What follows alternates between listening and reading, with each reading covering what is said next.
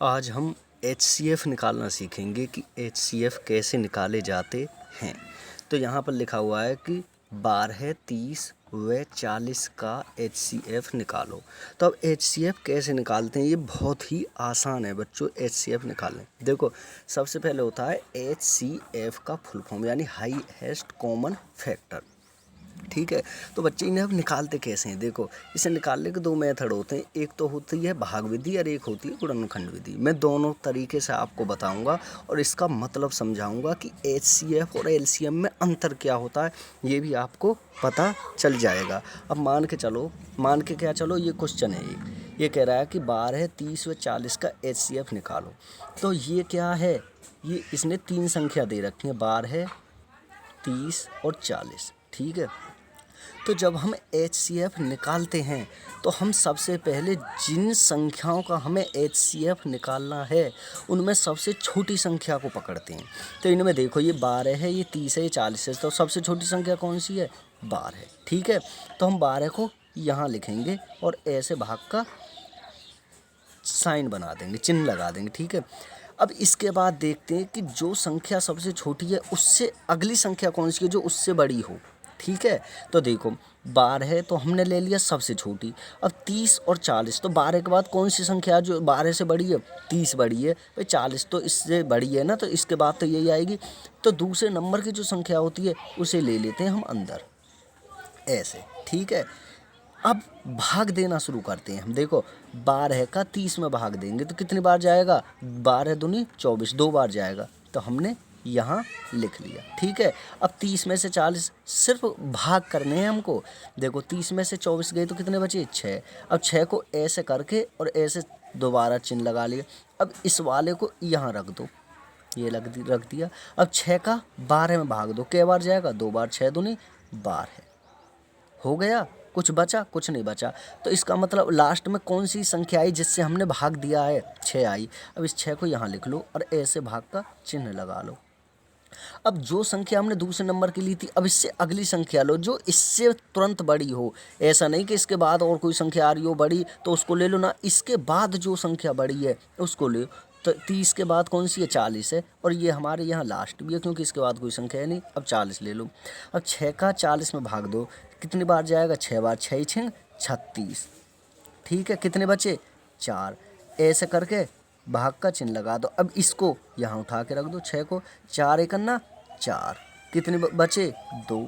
अब फिर भाग का निशान लगा दो, लगा दिए हमने बच्चे। अब ये क्या है, 4, 4 को यहाँ रख दो, 2 कितनी बार जाएगा, 2 बार, 2 दूनी 4। तो इसका मतलब क्या हुआ कि अब हमारे पास कोई संख्या नहीं बची। ठीक है, तो अब लास्ट में क्या आया, जो जिसका हम भाग करते आ रहे हैं 2 आया। तो इसका मतलब क्या हुआ कि HCF जो है बच्चे हमारा 2 है। अगर 12, 30 और 40 का HCF निकालें तो बच्चे HCF निकल कर आता है 2। अब इसमें हमने क्या करा बच्चे, HCF निकालने के लिए हम जो भी संख्या में दी हुई हैं उनमें सबसे छोटी संख्या लेते हैं और उसे यहाँ लिख देते हैं और भाग का चिन्ह लगा देते हैं ऐसे करके। ठीक है, अब इसके अंदर हम दूसरे नंबर की संख्या लिखते हैं जो उसके बाद की होती है। ठीक है, और उसको अंदर लिख देते हैं। अब इसका भाग देते हुए चले जाएंगे, फिर इसका भाग इसमें दिया, ये 6 आया, फिर इसको उठा के रख दिया, फिर आया, फिर उसके बाद दूसरी संख्या ले ली। ठीक है, तो हमारा HCF निकल कर आया 2। अब बच्चे देखो, अगर इसको हम गुणनखंड विधि से करना चाहें तो कैसे करेंगे। देखो मान के चलो 12 है, ये 12 है, ये 30 है और ये 40 है, तो इनके टुकड़े करो तुम। देखो 12 के करें तो 2 दूनी 4 तिया 12 ये होंगे, और तो कोई हो नहीं सकता। 30 के करें तो 2 पंजे 10 तिया 30 ये होंगे, इससे अलावा तो कुछ हो नहीं सकते बच्चे। देखो ना तो 2 को तोड़ सकते हो, ना 3 को, ना 5 को। अब 40 के करो, 2 दूनी 4 पंजे 20 दूनी 40। ठीक है, ये हो गए। अब बच्चे देखो, मैंने 12, 30 और 40 तीनों के गुणनखंड कर दिए। अब आप इसमें ये देखो कि ऐसी कौन सी संख्या है जो इसमें भी हो, इसमें भी हो और इसमें भी हो।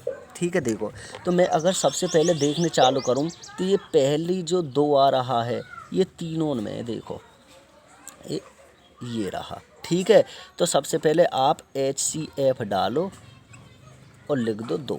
ठीक है। अब आगे की बाद में देखेंगे कि और क्या है कॉमन।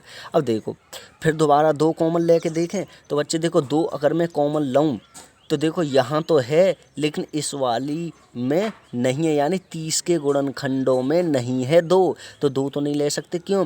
क्योंकि 2 हम तब लेंगे जब बच्चे जिसके हमने गुणनखंड किए उन तीनों में होना चाहिए वो नंबर। तो बच्चे 2 यहाँ है, यहाँ नहीं है, यहाँ है। अब चलो 2 नहीं ले रहे हम क्योंकि 2 तीनों में नहीं बनना। अब यहाँ तक तो बन गया लेकिन अब आगे को नहीं बनना, तो 3 ले ले, मैं ले लो। 3 यहाँ भी है, यहाँ भी है, लेकिन इसमें भी नहीं है। चलो कोई बात नहीं, इसको हटाओ, 5 ले लो।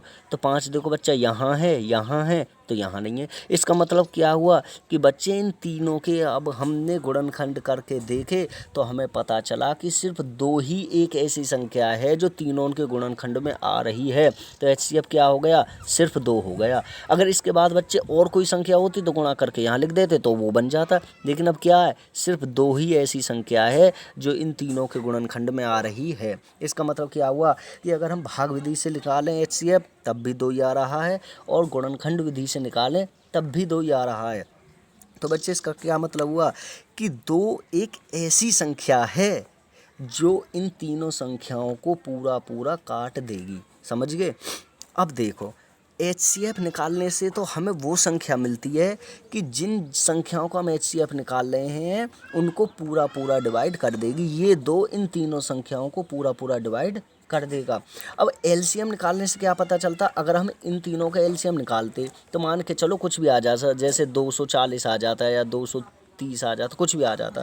तो इसका मतलब क्या होता कि ये ऐसी संख्या निकल के आती जो इन तीनों से पूरी विभाजित हो जाती, यानी पूरी डिवाइड हो जाती। समझ गए? तो HCF तो वो संख्या होती है जो इन तीनों को डिवाइड पूरी तरह कर देती है, और LCM वो संख्या होती है जो इन तीनों से पूरी तरह डिवाइड हो जाती है। समझ गए बच्चे? तो अब अगली वीडियो में हम आपसे फिर मिलेंगे।